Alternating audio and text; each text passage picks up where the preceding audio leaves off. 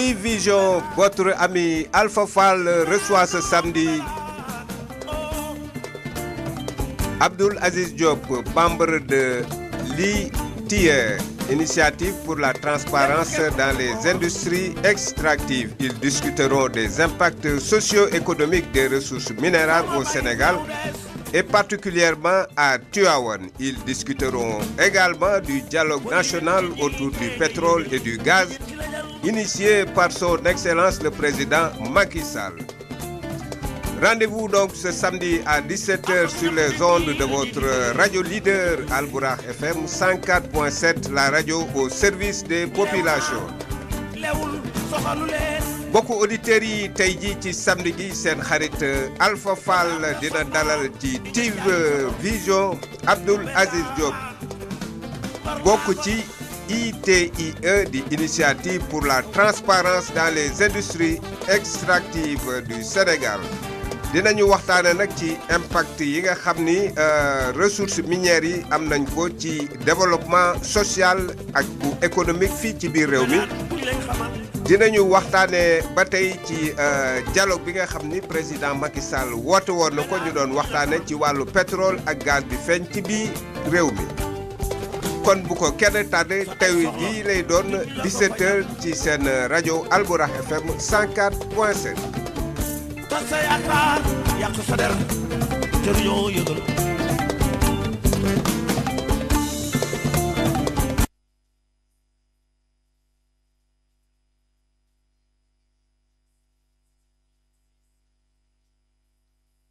La société sur Albourakh FM.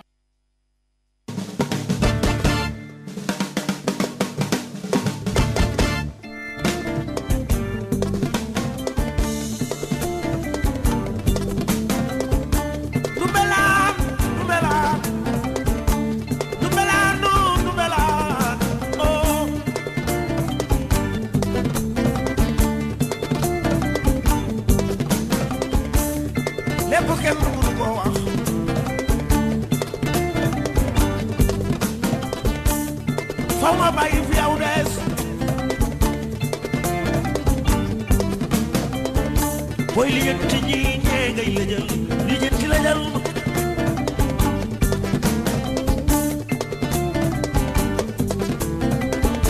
ak ñak nit ñi la ñuy dundee lew naa lewul soxalu leen bëgg am te sonnoo di nga jaay sa ngor lu belaan par la bala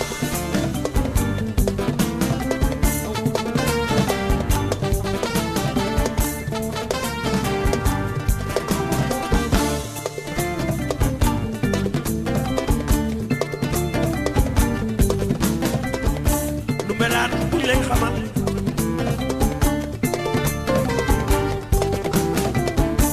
lu belaan buñ la xamal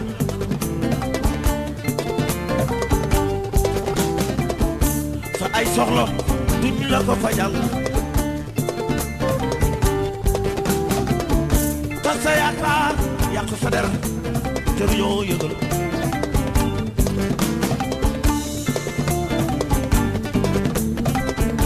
lu ñu xam mu siiw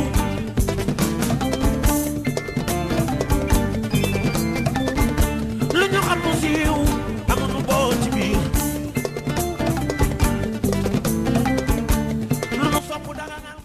asalaamaaleykum wa rahmatullah taala wa barakatu yéen mbokki auditeurs Albourakh FM 104.7 di bàyyi ko fii ci Kër Mass jàkkaarloo ak Sayam Seydi Aboubacar Sy seen xarit seen doom daal Alpha Fall moom mbégte di ñëw di dellu si di leen présenté seen émission bii di T-Vision bi yam fukki fan ak juróom ci seen rajo leader Albourakh FM ñu am mbégte tey di dalal ko xam que ni dafa bokk ci forum civil pare bokk ci li ñuy wax ITIE Initiative pour la transparence dans les industries extractives muy Serigne Abdoul Aziz Diop ñu gën ko xam ci Moulay mu doon suñu ganu tey ñu fas yéene waxtaan ak moom ci li nga xam que ni d'abord jëm na ci ITIE jëm na ci aussi li nga xam ni mooy coow di njàmbat muy pétrole bi ak gaz bi te nga xam que ni fan yee ñu génn ci biir weeru koor bi le président de la République monsieur Macky Sall dafa fi woote woon benn ndaje bu mag dinañ ci waxtaan ci conclusion yi la fa génnoo ak li nga xam que ni moo nar a doon jeexitalu exploitation pétrole bi ak gaz bi ci Sénégal ci askan wi bu ñu ko waxtu wi maye dinañ ci am benn poñ boo xam que dañ koy jëmale ci biir dëkk bi bala ñuy dugg ci waxtaan dañuy bàyyi ak kàddu gi sëñ bi pour mu nuyu ak auditeur Albourakh FM la 104.7 sëñ bi. jërëjëf Alpha maa ngi am mbégte lool dellusiwaat di saw toujours tamit di wuy si ces invitations parce que surtout sur des questions de développement. Des questions d'intérêt général. di nuyu aussi directeur rajo bi ak personnel waaye di nuyu auditeur auditrice Albourakh yëpp. waaye di nuyu aussi population Tivaouane ak environ. ak kilifa yi nag. kilifa diine yi tàmbale si xalifa général de Tidiane. Sëriñ Babacar Sy Mansour sunu kilifa sunu waajur. ak ay rakkam ak njabootu Maam Alaaji Malick waaye tamit Maam Bou Kounta. ak kilifa diine yëpp nuyu aussi monsieur le maire nga xam ne tey ak conseil départemental la présidente. képp rek kuy kilifa ak auditrice di ñaan yàlla tamit li ñuy fas yéene waxtaanee. mu nekk njariñ waxuma la pour réew mi. waaye nekk njariñ aussi pour dëkk bi. waaw incha allah wax nañ ko ci njëlbeen bi ci présentation da nga bokk ci kuréel googu nga xam que ni dafa am Sénégal mais dëkk yu bari ci àdduna bi bokk ci muy ITIE l'initiative pour la transparence dans les industries extractives ndaxte les industries extractives ressources minérales yi dafa doon. xolu réew noonu mu doon lu am solo mu doon loo xam que dañ ci sukkandiku pour mën a am li ñuy wax développement te Sénégal fan yi ñu génn bi ñu defee validation ci liggéey bi nga xam def nañ ko ci àdduna bi yëpp dafa jël première place fii ci Afrique ñu bëggoon a xam yow ban jàngat nga ci def ci place boobu nga xam que ni Sénégal am na ko ci àdduna bi astafurlah ci Afrique moo jël première place. waaw jërëjëf question bu am solo la parce que ITIE comme mu ko wax rek mooy initiative pour la transparence dans les industries extractives. Sénégal nag dugg ci maanaam l'adhésion est volontaire en 2013. boobaak léegi nag ñuy mettre en œuvre le processus ba yàlla def alhamdulilahi rabbil alamin ren ji maanaam su doon examen mën nañ ni Sénégal jàll na. ITIE nag lu dara lu lépp lu état jot. da koy wax. lépp lu entreprise yi fay état ñu wax ko. ñu fexe ba sénégalais yi wala adduna bi yëpp am accès à l'information. lépp loo xam daal soxal na nit sur les ressources minérales muy données de production. muy ñaata la jur entreprise ñaata la ñu fay fan la dugg lépp. soo duggee ci ITIE pour être très clair sax ñi nga xam ñi ngi déglu xëy na mën na suñu duggee ci site bi itie.sn. lépp lu ñu soxla ci xabaar rek dañ ko ci am et puis c'est des informations fiables et exhaustives. bi ñu mettre en œuvre nag pendant 5 ans. norme bi dafa am bu njëkk ba dañu naan wax statut de pays candidat et de pays conforme. Normalement su doon norme bi changé wuloon ren dañu naan le Sénégal maanaam a le statut de pays conforme. mais diggante bi dañu demoon Pérou en 2016 ñu réviser norme bi norme bi ñu ko réviser ñu ni léegi pays bi su ñu koy def valider pour ñu valider ko. ñeenti partie la ñeenti étape la benn bi aucun progrès maanaam pays bu deful benn jéego. ñu ni progrès inadéquat mooy deuxième niveau bi. progrès significatif mooy troisième niveau bi progrès satisfaisant mooy quatrième niveau bi. Sénégal nag bi ñu ko xayma parce que càmbar bi du Sénégal. maanaam c'est un validateur indépendant maanaam ñoom dañuy jóge bitim réew am na ñoo xam ñu ngi jógee Norvège ñu jógee yeneen réew. ñëw nañ def nañ fii ñu ngi ko commencé woon mois de juillet mais bi ñëwee itam dañoo rencontrer toutes les parties prenantes industrie extractive yi rencontrer état société civile communauté yi sax ñëw nañ ba Thiès. en étant la première région minière rencontrer acteurs yi ku ne ñu et puis de manière très croisée. ñu xam ñoom seen sentiment jël seen avis parce que questionnaire yi ñoom ñoo koy def mais aussi dañuy évaluer la mise en œuvre. bi ñu xaymaa nag Sénégal alhamdulilahi rabil alamin Sénégal am progrès satisfaisant maanaam tey su doon note dañ naan 20/20 la. mais mieux. am na ci yoo xam ne sax Sénégal da ci am lu ëpp poñ yi. parce que norme bi publication contrat bokkul ci norme ITIE. te Sénégal norme bi da ko encouragé. oui elle n'est pas obligatoire mais Sénégal ñoom dañ ko publier tous les contrats presque sont publiés. d'ailleurs fan yu néew war nañu fësal jàngat bi ñu ci def parce que ñun dañu ni publier contrat baax na. mais war nañ fexe ba li ci biir contrat yi askan wi xam ko. tout à fait. donc def nañ ci étude critique xam naa ne jombul sax mën naa ko dañ ko mën programmer. ne Albourakh def ci émission. surtout mel ni Tivaouane. première région minière ay ICS ak fi GCO waa Tivaouane xam. contrat bi lié état du Sénégal ak ICS. parce que da ngay coow lu ñu naan la wax mais lépp ci biir contrat la nekk. ñun déjà def nañ ci étude dinañ ko partager ci ay fan yu néew. beneen bi mooy comme li ma ko débat public. ñoom ITIE tamit parce que tubaab yi ñoom toujours seen critère d'appréciation bokkul ak ñun xam nga Sénégal coow li bari na am na réew yoo xam ni société civile waa ngi ñëw emprisonné fu mel ni Niger dañ leen exclure ci ITIE parce que société civile dañoo dénoncé seen yi réew mel ni États-Unis pour donner rek temps yi dañoo génn ITIE ndax ITIE transparence bi mooy dafay dem ba dafay nekk loo xam ni réalité lay doon quand je dis la transparence dafay nekk réalité mooy au moins premier niveau de transparence mooy accès à l'information c'est li may wax toujours un citoyen bien informé il est actif il est responsable mais s'il est mal informé il est un sujet ce Sénégal xam nga yàgg naa ko wax sur ces questions de ressources minérales les ressources appartiennent au peuple mais beaucoup de Sénégalais traduisent leurs attentes et leurs besoins en connaissance parce que xamuñu wax dañuy wax seen xalaat xam nga wax sa xalaat baax na trop nag mais wóorul trop wax ci loo xam dafa gën xam nga li ngay wax su fekkee ne xam nga ko fi nga koy teg mu wóor nga sukkandikoo ci loolu wóor wax boobu dafay am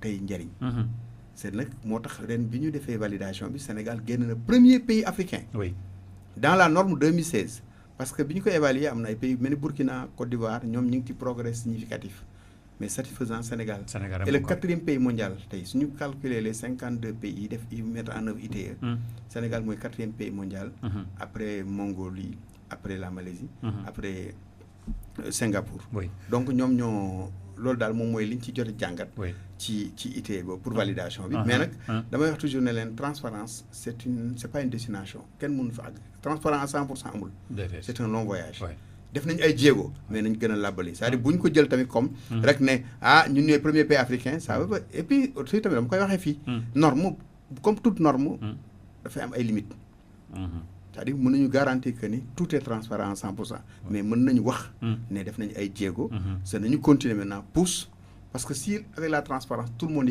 y gagne su leeree rek dafay jural njëriñ ñëpp mais su lëndëmee rek li may wax toujours dafay nekk fromage ñenn ñi dañuy ñëw xàppati ko jël cëru jàmbur mais fi toll ak ñun li ñu jot a def fexe nañ ba nga xam daal fromage bi su doon tey gâteau la woon gars yi ñu ngi mar nag mënu ñàkk parce que xam nga caay-caay moom ci nit la comme ñu wax rek waaw et puis c'est un secteur très corruptogène parce que bi ñu xoolee suñu dernière rencontre Jakarta bi dañu ne 1000 milliards de dollars de pertes par an ci en termes de corruption de concussion et d'évasion fiscale ci ressources minérales yi c'est énorme d'ailleurs looloo tax sax propriété réelle norme bi dugalaat ko d'accord ce qui fait que la première conférence africaine Sénégal moo koy abrité en 2018 man commission boobu man maa koy en fait maa koy coordonné lëkkale ak yeneen nag acteurs ay scientifique OFNAC mais ci biir kii tee man maa koy coordonné au nom de la société civile parce que dañu bëgg à partir de 2020 ñu xam toutes les personnes physiques waxatuñ personne morale ñi nga xam ne ñoo moom entreprise yi su dee Alpha moom telle entreprise minière gazière ou pétrole ñu ne Alpha Fall doomu diw ak diw actionnaire niveau d'actionnariat temps la comme ça dafay nekk lu leer loolu moom prochaine étape la à partir de 2020 kon xanaa loolu moom moo waral le président de la République monsieur Macky Sall ci biir weeru koor bi mu wootee la concertation nationale jëmale ko ci mbirum pétrole bi ak gaz bi waaw parce que xam nga coow li jóg na xam nga ressources yi dernier référendum bi daf article 25 daf ni les ressources appartiennent au peuple absolument su ne peuple nag xaw na différent état tuuti xam nga peuple bi le peuple sénégalais ou la nation sénégalaise génération actuelle yi ñun ñii dund ci lañ bokk ñi juddoogul ci lañ bokk mais les ressources appartiennent au peuple mais c'est l'État qui les gère au profit des populations su ne état bi nag waxuñu ay régime libéral ak social yi bépp état c'est-à-dire tey régime bu fi mënti nekk tey actuellement président Macky Sall responsabilité moom la ko yàlla gàll ci mbagam au nom du peuple sénégalais pour mu gérer ses ressources pour mu nekk des ressources profitables au peuple sénégalais donc loolu mu def ñun bi ñu wootee rek dañ ko rafetlu d'accord dañu ni concertation réew comme olof yaa koy wax dañ koy pencoo kenn du ko pàccoo waxtaan ñu wax nag ñu tegoon ay conditions ne waxtaan tam sooy woo nit ñi ci waxtaan il faut nga xam lan la ñu war a waxtaane mu am terme de référence parce que 2016 dañ fi defoon journée du dialogue national 2016 vous rappelez mu nekkoon un samedi 28 mai mais bañ ci génnee gis suñu conclusion yi man mii sax ñi ci njëkk a bind laa bind man leen dialogue lu ñuy tënk ci benn place ak benn bis dialogue lu dynamique la war lu yem rek ci palais dafa war a dem ci gox-goxaan yi assemblée il y a beaucoup d'espace de dialogue malheureusement ça n'a pas été année bi ci topp ma teel ci bind ne leen est-ce que ren dina am boobu parce que ñun aussi ma dama naan toujours li suñu maam Serigne Salim Mbacké doon wax lu ñëpp xam wax ci du doy na ku mel ni ñun société civile analyse prospective la ñu war a def maanaam di xeltu ci yoo xam ni mën na nekk évidence mais nit ñi seen xel demagu ci man boobu ma jàpp ni boobu journée du dialogue national bi ñu waxoon 28 daaw soo xoolee deuxième jour du koor la woon tombé dimanche man est-ce que dina am xam nga amul ren amul aussi donc ren ñu indiwaat dialogue bi man leen pour éviter yooyu ñuy def ay slogan institué nañu fexe ba mu nekk lu sérieux mais yàlla def dialogue bi man fekk moo fi gaa mais dañ ci liggéey ñun ci liggéey bu am solo suñu coalition bi contribution yi am solo man dama fekk Maroc mais suñu représentant yëpp teew nañu ba ñu demee tamit gis nañ force vive de la nation mais ñun dañu jàppoon ni benn point rek le président woote woon muy la répartition des revenus c'est soo xoolee chaîne de valeur du secteur extractif ay ponk la maanaam chaîne bi ay maillon la maillon bi ci jiitu mooy octroi des licences et contrats bala ngay wax revenu naka lañ xaatimee contrat yi naka lañ ko joxee lan moo nekk ci biir mais donc est-ce que concertation noonu kooku joué dina ci ñëw est-ce que dina prospérer parce que wax nga ko ci njëlbeen les termes de référendum n'ont pas été définis ñi bari dem nañ fa xamuñu woon lan moo waral. waaw wax nañu thème bi rek ne la répartition des revenus la mais ñun dañu ne woon bu mu yem ci loolu. parce que soo xoolee répartition des revenus am na sax ñuy dialogue bi dafa weesu mais dama leen nañ ma baal. muy pouvoir comme opposition les hommes politiques dans soo xoolee mboolem seen. par rapport aux 14 millions de Sénégal ils sont minoritaires. Et qu'ils n'en fassent pas une rente politique. xam nga rente politique mooy lan. c'est-à-dire état bàkku comme ni ma la waxee léegi ci ITIE. état ne non ñu ñooy premier pays africain opposition bi ne non dara baaxul. non loolu mbir mi nekkul foofu. askan wi ñoom moom ressources yi. donc rente minière lañ soxla rente pétrolière rente gazière mais président aussi ñun on est objectif. point boobu mu woote. fi mu ko wootee waxtu yi la xamul tax dafa am li ñu naan amont ak aval pétrolier. amont mooy phase bi ñu toll présent phase d'exploration d'exploitation mais aval bi.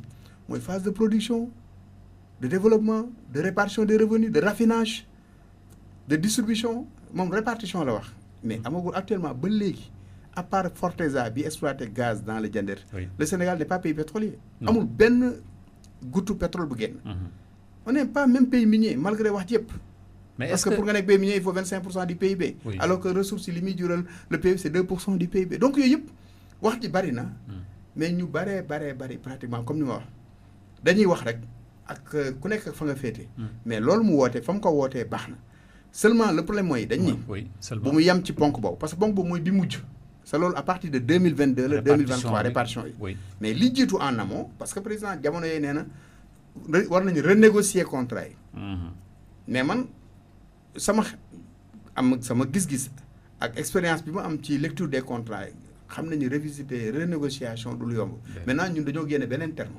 revisitation des contrats parce que li ngay renégocier su dee dafa am des clauses de stabilité mënoo ci dara yam na yoo xam ne kenn mënu ko laal mais mën nga nag revisiter pour adapter ko te loolu waxtaan ba jubóo la parce que la preuve l'ancien code minier article 66 bi daf ne woon les contrats sont confidentiels kenn waru ko génne article bu code 2003 mais bi ñu demee dugg ci ITIE ak yu mel noonu mais dañ ko waxtaan chambre des mines accepté ñoom ne léegi nangu nañu état aussi accepté ñu génne contrat yi moo tax tey ñu am l'application des contrats donc lépp waxtaan la mais jàpp nañu ni yeneen poñ yi yu am solo la exploitation bi production bi collecte des revenus c'est waxtaan wi warul yem rek ci benn moment ak benn lieu précis muy CICAD wala palais diggante président ak acteurs yi ñu ciblé mais président am na lu mu fa junj xam naa defe naa di nga ñëw sa deuxième question ci lan lañ fa jëlee recommandation yi soo bëggee mën na ci ñëw oui mais bu fekkente ni askan wi moom ressources yi te ni ñu signé contrat yi xamuñu ko ñu jàpp ni ñoom liñ ci xama ko si néew bu fekkonte ni def nañ ko négocier nañ ko boole nañ ci ñëpp dañ ci gën a gis seen bopp ndax jàppoo ni opportunité concertation bi nii la mënoon na nekk avant que ñuy def signature de certains contrats pour que askan wi gën ci gis seen bopp tu as raison Alpha xam nga man def naa ci fan yii rek benn jàngat man leen en 98 code bi ñu amoon ba léegi moo nekk en vigueur le code pétrolier c'est le code de 98 nous n'étions pas un pays convoité nous étions un pays demandeur potentiel baa ngi fi mais mënuñu ko exploiter amuñu le privé national amuñu capacité il fallait nga am un code incitatif pour investisseurs yi mën a ñëw multinational yi avec beaucoup de risques mais depuis 2012 les paradigmes ont changé nous sommes un pays convoité et un pays qui a un potentiel bien c'est-à-dire réel en termes de réserve d'importantes réserves de gaz et de pétrole xam nañ ko donc loolu jarul woon ñu joxe tous les blocs parce que soo xoolee blocs yi sur les 18 presque 16 yi joxe nañ ko donc jarul woon yàkkamti boobu xam nga wax ji foofu la nekk beneen bi am na lu am ci biir contrat yi ay bonus de signature bonus code bi prévoir ko pourtant les bonus dans beaucoup de contrats ont été versés ñun suñu rapport ITIE soo jógee dañ ci gis montant yeeg mais reversé nañ ko. en plus joxe nañ ko. collecté nañ ko mais delloowaatuñ ko. ndax trésor public amul nomenclature am fu bonus nekk. mënuñ ko jël mais xaalis boobu fu mu dugg loolu tam lu ñu jar a leeral la. beneen bi aussi mooy damay wax toujours ne leen nit ñi tëggee contrat yi moo baaxul. circuit bi fi muy jaar juróomi acteur rek mën naa ni maximum ñoo ci intervenir. su dee contrat pétrolier. Petrosen. c'est un peu le bras technique. Bon léegi am na COS-Petrogaz bu yàggul bien sûr. mais Petrosen. ak direction hydrocarbures. ñu doon lëkkaloo ministère maintenant de l'énergie comme ni ñu ko waxee léegi et du pétrole. ñoom ñooy def projet bi. suñu paree laaj xalaatu ministère des finances. sur les questions fiscales douanières. su avis rek la ñuy laaj mais tënku leen nag. su ñëwee ñu jébbal ko président de la république moom mooy approuvé premier ministre consigné ko. d'accord assemblée. oui xam nga ñoom ñooy représentant du peuple. mënuñu laa contrat yi. ñun ITIE si suñu liggéey la bokk maanaam ñun ITIE def ni.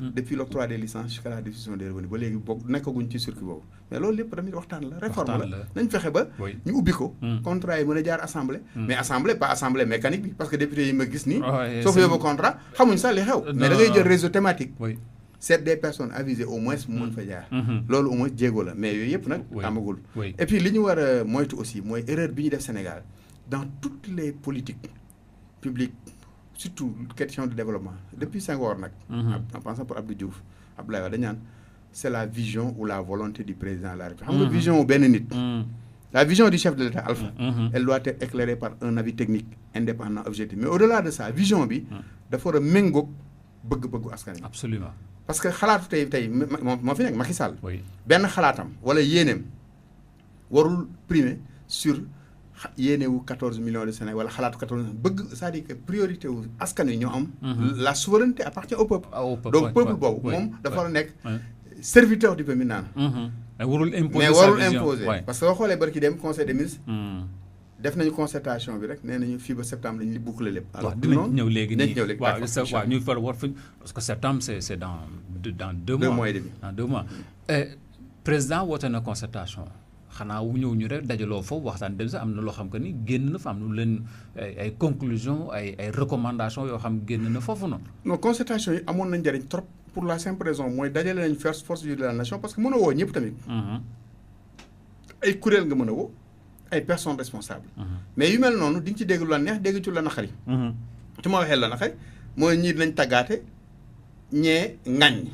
sa loolu du objet concerné mais am na tamit ñu fay génne xalaat xalaat yu bari yu rafet génn na fa parce que avant ci biir concertation format bi mais ils ont partagé beaucoup d'informations et des informations fiables officielles et utiles au moins ñu bari seen bët ubbeeku mais ñun dañu woon TDD su jiitu woon bien avant ñu mën a préparer mais xam nga séance tenante ñu projeté quand tu réagis parce que grand groupe toujours c'est des réactions soo bëggee xalaat production da ngay benn petit groupe ñoo xam ne xam nañ coow li mais léegi nag lañ fa jëlee xalaat yu bari président démarche yu baax na déglu ñëpp c'est pas dit que aussi lu ñëpp wax la ñuy jël mais am na ci yoo xam ne li gën a pertinent war nañ ko consolider ñu jàpp ne bi ñu ci génnee conclusion yi am na ñett yu fa génn yu am solo ban benn bi surtout ñun société bi dañu woon COS-Petrogaz mooy kuréel gi nga xam ne tey mooy xalaat xeltu ci wàllu gaz pétrole mais yu dañu ne ñun kuréel yu bari yi am na COS am na ITIE am Petrosen am direction hydrocarbures am même GES Petrogaz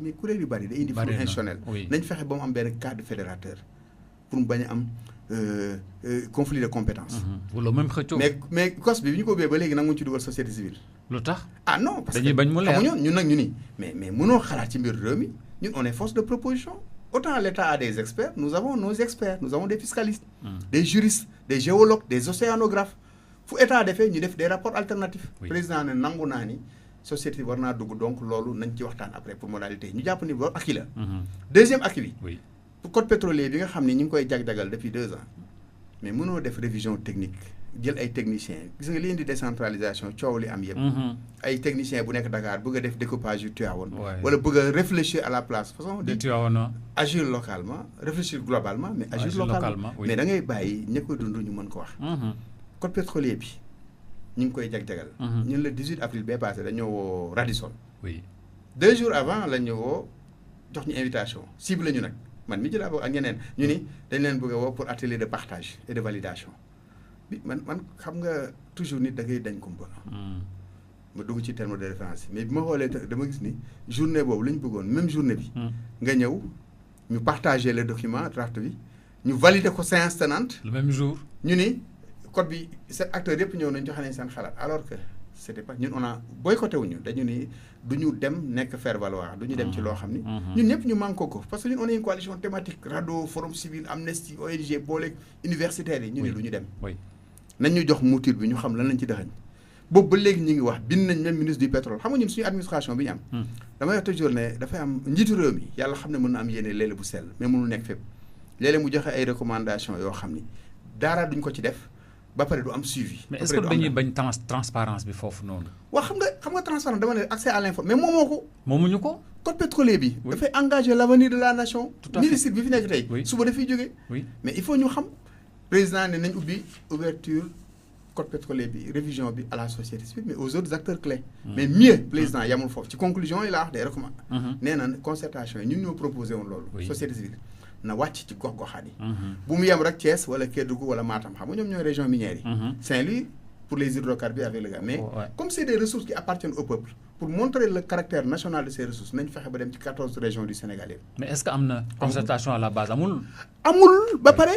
président barki dem conseil des ministres ñun loolu moo xaw ñu tey suñu xel tuuti parce que moom woote na concertation recommandation yi xëy na partagé guñ ko sax au sens large du terme.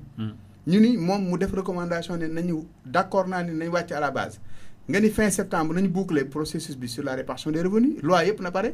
le cadre juridique sur le contrôle local et sur le code pétrolier. loolu mooy dañ ko bëgg parce que 2016 même scénario bi moo naroon am bi ñu bëggee def code minier bi ñu dañoo taxaw dóor ci table yi ndax boobu l'ancien directeur de cabinet du ministre Aly Ngouille Ndiaye moo fa ne. mu ni nañ leen woo pour la man maa ko interpellé d'ailleurs suñu benn rajo mu ni on va vous convier à la phase de validation. ma ne ko attends fekk na ñoom def nañ seen liggéey li ñu bëgg a def ba pare.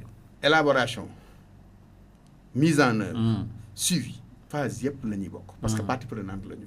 validation ñun duñ faire valoir ñu def la ñu bëgg a def ñu génn sur la table génn def suñu communiqué interpellé mais heureusement Aly Ngouille Ndiaye moo doon ministre des mines. il a été intelligent xam ne li mbir réew mi la mu bind ñu lettre répondre ñu ne jox nañ leen 1 mois jox ñu mouture bi. mais sur nos 25 propositions 23 yëpp dugal nañu ko ci code minier bi actuellement. bari nañ ci dugg ñun la donc société civile du ay dénoncé du sànni xeet. bii tamit loolu la ñuy bañ mu amaat. moo tax ñu ni président. processus bi ni ñu ko bëgg a defee. baaxul fii ba fin septembre mënoo fee dem ci gox-goxaan yi nawet baa ngi ñëw am na yeneen aléa Màkka yeeg plus tabaski bi ensuite régions yi ñan la ñuy ciblé ban format la ñuy jël. CRD lay doon wala FORA lay doon lu mën doon mais loolu waxtaan la.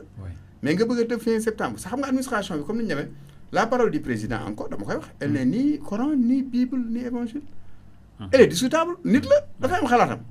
mais yow technicien yi wala ñun comme ñun moom nous ne sommes pas contre le pouvoir mais nous sommes des contre-pouvoirs. en tant que société civile. su président waxee ñu gis ni lii mu wax yéeneem la mën na sax sell mais xëy na mën na juum ci xalaat bi. c'est lii gënul ci réew mi ñu ni non moo tax ñun barki dem ñu def sorti mais pourquoi alors ci concertation bi ña fa nekkoon d'accord ci loolu parce que dinañ xam que ni techniquement c'est pas possible. non xam nga conclusion yi foofu lan président nangoo séance tenante yu bëree bëri mais barki dem bi ci conseil des ministres la annoncé moom joxe instruction. fin juillet fin septembre léegi sax xam nga moom su joxe instruction rek service technique mais ana askan wi dans tout cela.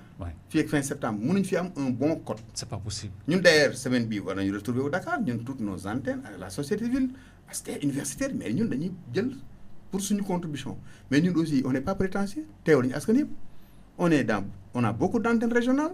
mais terewul war nañ wàcc ci gox-goxaan yi xam nga askan bi. na nga leen déglu rek.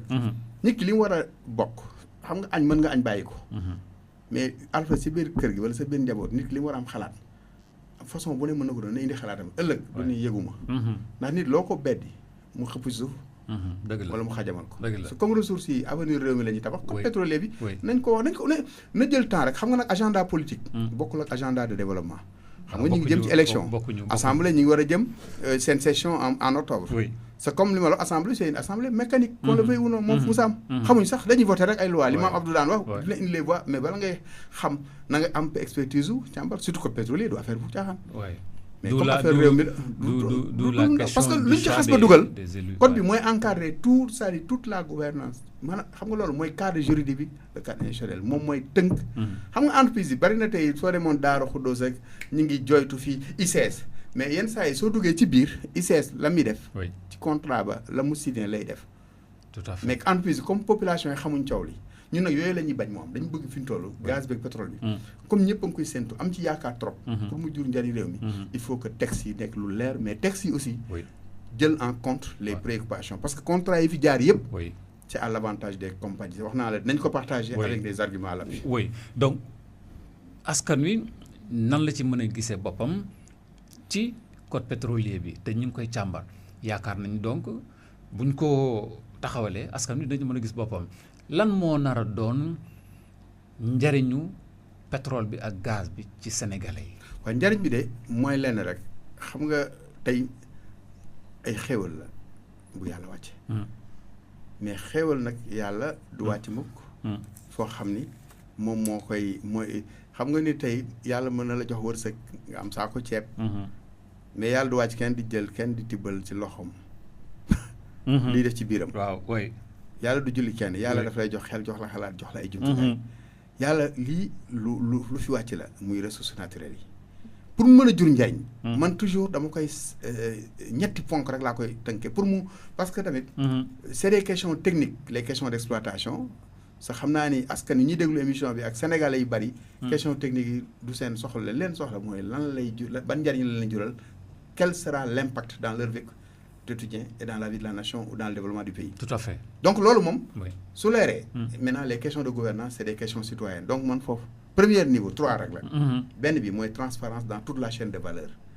su leeree laata ñuy xaatim contrat yi lañ ci xaatim lañ ci dëxëñ ndax njariñu réew mi la ña ko signé ci yenn conditions lañ ko signé entreprise yi ñëw jox leen permis au-delà du permis bi leen état jox ñu am permis quitus communautaire ou quitus permis social loolu la ñu naan le consentement libre préalable éclairé des communautés parce que entreprise de xëy rek wàcc ci gox goxaan yi rek commencé exploiter parce que mine du compétence transférée comme gaz comme pétrole c'est ça xam nga tey waa Guet Ndar ñu ngi commencé tiit la pêche rapporte plus de 400 milliards par an soo xoolee hydrocarbures actuellement fi ñu toll nii ay 8 milliards la suñu dernier rapport yi lay jural bon mais parce que on n'est pas encore payé pétrolier mii nii 116 milliards donc ça veut dire que la ngay choix yi ngay def war nañ ko xool xam nga ñoom il faut ñu tiit qu'on le veuille ou non napp gi dafay disparaître day disparaître day yàqu comme ci Bayaax bi Kayar même chose moo tax ñu ni deuxième niveau au-delà de la transparence dans toute la chaîne de valeur ma ni deuxième niveau mooy une exploitation responsable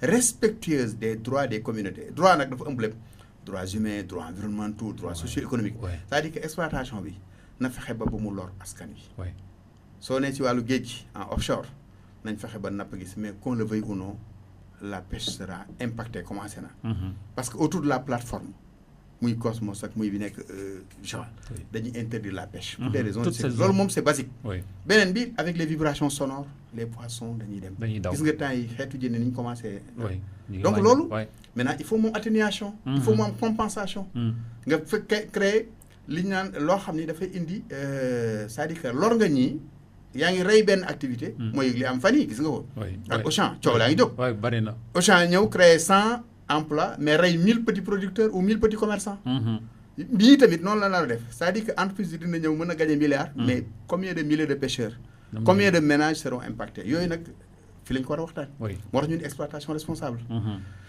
troisième niveau bi mooy la répartition équitable des revenus générés par l'exploitation c'est-à-dire la cay génne ñu mën ko méngale yamale ko sa répartition équitable boobu moo amagul dama lay exemple bu simple gis nga le code minier mii ni ngay dégg nii collectivité locale yi ngay gis abrité demal nga laaj tey Daara Khoudoss ak mais amuñu 100 francs non xam nga fonds de précaution lañ prévoir depuis 2009 dañ cee wax man fi ñu toll dama mujj sax ma ne man dans quel pays sommes-nous président de la république bi nga xam ne mooy autorité suprême joxe ndigal ne ministère des finances des mines de la balay octobre 2017 na xaalis boobu dem ñu génne arrêté bi mais à ma grande surprise barki dem bi ñu defee loi de finances rectificative c'est 7 milliards 640 millions 894 432 francs pour être exact moom la ñu war a séddale 600 su ma nee 600 collectivités locales moins une Sénégal actuellement on a 557 communes et 42 départements dans le cadre de l'acte 3 ñooñu 7 milliards yooyu de Moom la ñu 2010 war a à 2015 pour 6 ans moom lañ leen war a séddale alors que région de Thiès rek en 2016 rek produit na 40 milliards laa wax ci ressources inéquité ci budget état ouais. mais soo xoolee fonds de péréquation pour région bi yëpp pour les 53 collectivités Ouais. 1 milliard 10 millions la ICS bi 2016 seen chiffre d'affaires xam nga ñaata la 159 milliards et ñoom il paie pas ICS ñoom elle ne paye pas de redevance Ouais. parce que code 88 bi la moo ko amuñu protégé. benn lu ñu amal njariñ quand je dis suma la ne parce que RSE la c'est RSE baaxul baaxul moo tax ñuy rafetlu nag oui local content oui dinañ ci ñëw léegi di président ci concertation oui local content boobu noonu dafa am solo ndaxte comme ni nga ko waxee les hommes de mer président de la République mi ngi inquiété pour seen sort parce que déjà fi nga xam que ni plateforme am na fa ñooñu côté boobu dootuñu fi liggéey. Bien sûr. donc war na am compensation am na loo xam que ni war nañ ko def ngir ñoom. fi ñu exploité le mine yi fii nii laa ci département de Tivaouane am na loo xam que ni war nañ ko askano fa nekk war nañ ko jëlee ci liy soqe koo fa noonu. le local content. te président parce que patronat la wax impôts locaux yi. oui xam nga impôts locaux yi dans ces ressources. 2% la. 2% 90% yëpp impôt d'état la. moo tax gox-goxaan yi collectivités locales yi gisuñu dara. local content boobu noonu le président de la République wax na ni nañ ko taxawal. Voilà. nañ ko redynamiser. dafa ni sax nañ ci def loi. nañ ci def loi oui. parce que loolu ban bokkoon na ci suñu def, oui. préoccupation. xam nga RSE moo fi mës a am mais RSE une démarche volontariste unilatérale. waay c'est du marqué en plus mooy seet li ko neex. li ko neex mu def ko. parce que mos naa fi dem benn zone minière fii maire bi man keroog maire bi dama ne kii dañ ko waroon yóbbu ak guillotine. parce que man mosuma gis maire bu ñàkk ambition noonu. taxaw entreprise naan entreprise nangam du ma tudd ci rajo laay. Oui. ñu ngi leen di sant leen gërëm ndax ci wàllu RSE daajal nañ ñaari keesu néew. sunu fitum ranke woon ndax dañ leen teg néew ci sareet ma ni mais xoolal kenn xam nga loolu aussi ça mooy RSE léegi nag entreprise mel noonu tey day ñëw seet lu ko neex comme ñi seen vision ci keesu néew la toog oui wala ci Oui, ambulance absolument. alors que fekk dëkk bi wala nga ñëw may ordinateur amuñu école ndox bi, alors que amuñu dëkk poste ba de amul santé courant amul courant. xam nga entreprise bu ñëw tey amoon na fi dans un pays Oui. dans une en fait dans une zone bien déterminée may leen réseau ak ordinateur fekk dëkk ba amul électricité amul électricité oui. ci benn lycée Oui. pour des raisons politiques oui yooyu nag lay wax ni pour mu bañ am contenu local na nekk loi loo xam dañ koy encadrer contenu local ñaari pàcc la benn bi oui mooy la promotion de l'emploi local local qualifiant oui c'est-à-dire que tey exemple parce que tam ñun fu ñu waxee mauvaise pratique day am bonne pratique gis nga GCO bii bi ñu installé wu oui ils ont formé plus de 145 jeunes ñu yóbboon lycée technique oui parce que bi nekk entreprise Thiès bi Thiès oui mais sur les camps bi ma laajee ci lu wóor ñoom seen responsable nee na jël nañ ci 80 yoo xam ne am nañ CDI contrat à durée indéterminée ça veut dire local content mooy oui oui fa ngay exploiter rey nga par exemple tey soo demoon zone ICS Mboro beaucoup de producteurs surtout zone maraîchère yi seen tool nangu nañ ko oui mais soo jëlee nga dugg ci kenn foofu ci xale yi oui ku ci am bac wala ku ci am même BFM nga fexe yow xam li nga soxla ci profil d'emploi nga may leen bourse former leen pour mu mën a ñëw la waajuram ñàkkoon en termes de revenu parce que indemnisation compensation il faut ñu leeral ko indemnisation moo am toujours sur ces questions là mais le Sénégal amul loi sur les compensations Alpha yàqal naa la tey oto bi même oto bi même marque bi laa indi mais fii ndàmpaay rek la ñuy joxe ndàmpaay oui léegi soo jëlee tey toolu ko nga jël doomam moo tax ñu ne l'emploi local qualifié Ouais. mais pourvu que ñu bañ a nekk ay manœuvres wala ay ouvriers de dernière zone nga xam ni mais da nga leen def ay cadres intermédiaires et puis xalaat ci local content bi transfert de technologie parce que war nañ dem ba doomu réew mi mën a nekk à la tête de ces entreprises di ko gérer am technicité bi oui parce que amaguñ ko trop oui deuxième niveau bi ñu ni la promotion des PMI locales PMI locales ou GIE am na solo pour la sous-traitance entreprise bi la nga xam ne tey GCO wala ICS ñi ngi am seen ouvrier wala seen tey ba mbay yu mel noonu la ñuy consommer di ko wuti faneen nañ ko fexe ba organiser autour de l'exploitation ay GIE ñu wàllu mbay par exemple soo demoon soble bi la ñuy consommer ñu leen koy jox ci wàllu sous-traitant nettoyage gardiennage yooyu yëpp nga xam dafay doxal gox-goxaan yi dina créer d'abord de l'emploi créer revenu créer richesse mais aussi day soqali gox bi loolu mooy contenu local ci gàttal troisième niveau bi président bi ne il faut que mu am loi su amee loi nag loi bi suñu ko amee nag ñun loi bi tamit dañu bëgg lan lañ ci dëxëñ parce que su fekkee ni les obligations contractuelles ne sont pas claires rek entreprise bi day ñëw def li ko neex moo tax loolu lépp aussi ñun ñu bëgg a def semaine bii lal def ko moo tax ñu bëgg waxtaan wi parce que loi boobu wàccal ci askan wi soo wàccoon tey Mboro wala nga wàcc Guet Ndar di leen wax ñoom lan mooy contenu local ñu waajal seen bopp mais su fekkee ne entreprise bi am na information bi sur les passations de marché ak yenn critères parce que y a des standards aussi. du da nga yore sa GIE rek wala nii rek nga mën a ñëw comme parce que ñoom c'est des sociétés cotées en bourse donc dafa am standard. il faut ñu am capacité. entreprise yooyu.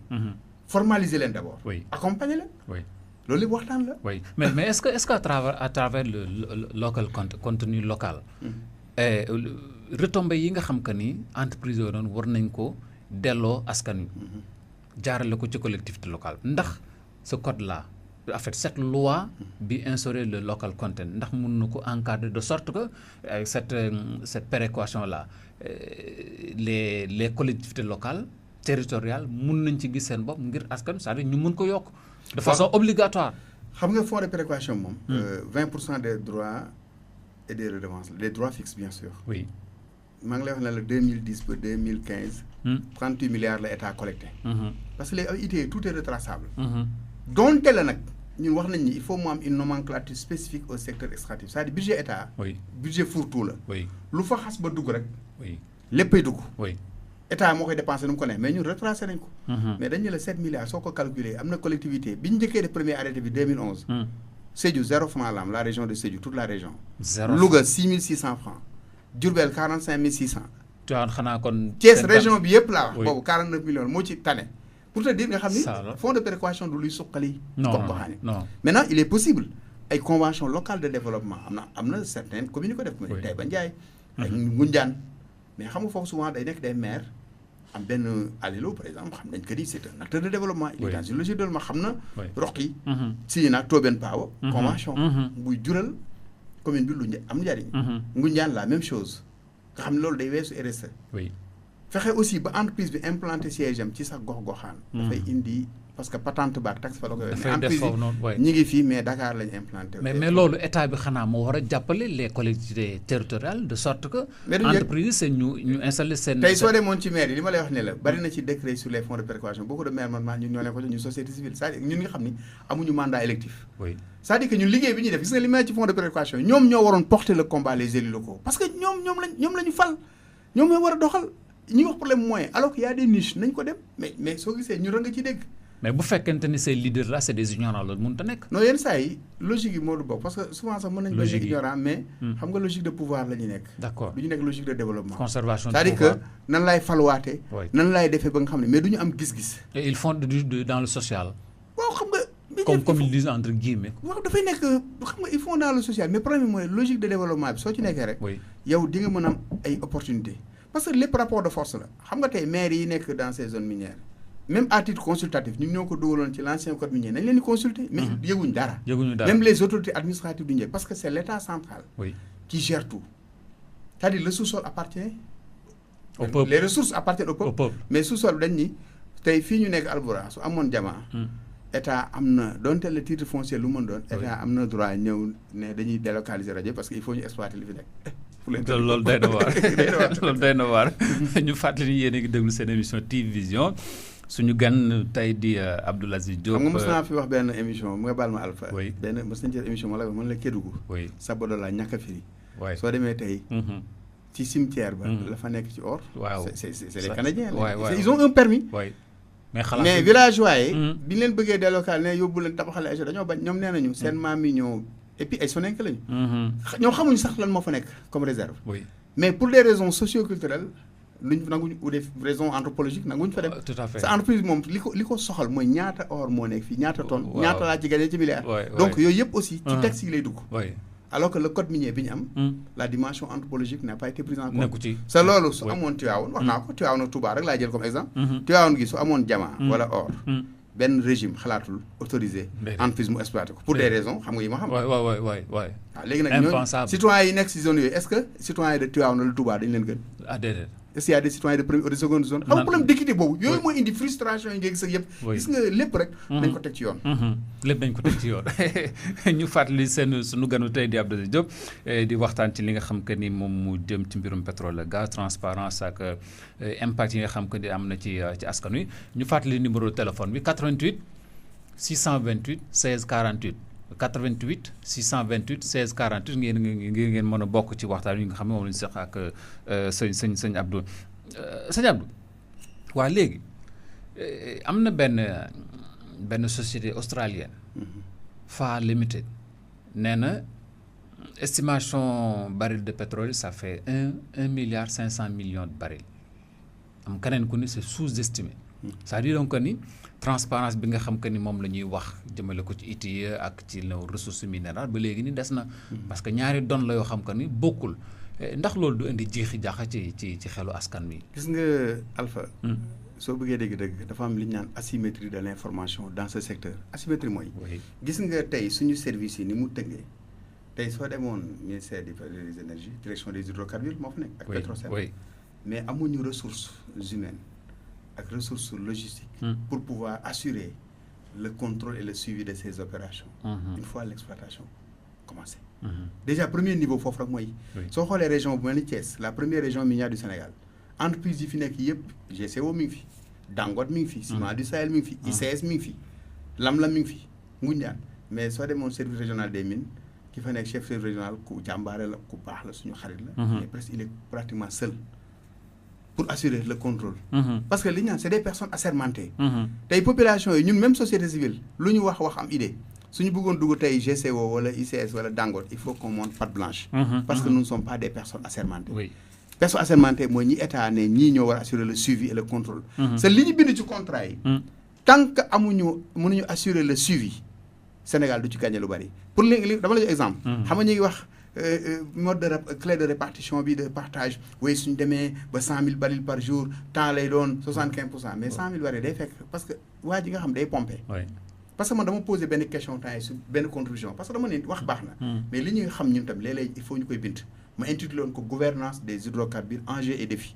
même ñi nga xam ni peut-être ñi ngi déglu ku dugg ci net soo duggee Google mën nga cliquer ma génne sama xalaat citoyen ma ni sommes-nous prêts c'est une question interpellative économiquement et structurellement pour l'exploitation en 2021 ça quand sommes-nous prêts mooy le Sénégal est-il prêt est-ce que le Sénégal sur le plan structurel je vous pose la question est-ce que le Sénégal est prêt non on n'est pas prêt pour la simple raison que agenda bi ñu am ak agenda multinational yi bokkul elles sont plus aguerries ci négociation contrat yi déjà dañ ci nax parce que c'est des équipes plus c'est des experts ñun ay fonctionnaires souvent ñooy dem négocier sa kay négocier wala kay signer su dee jubul li ma wax sànq bonus de signature moom njariñu boppam lay xool mais du xool njariñu réew mi moom na signer rek sa li ñu signer mooy wéy mënoo ko souvent c'est des contrats intenses souvent xoolal contrat par exemple Total c'est 45 ans lañ ci dëxañ tubaab bi dafuñu le PDG de Total ne se déplace pas pour rien. Ils ont l'information ils ont les moyens ba pare fa ñuy exploiter souvent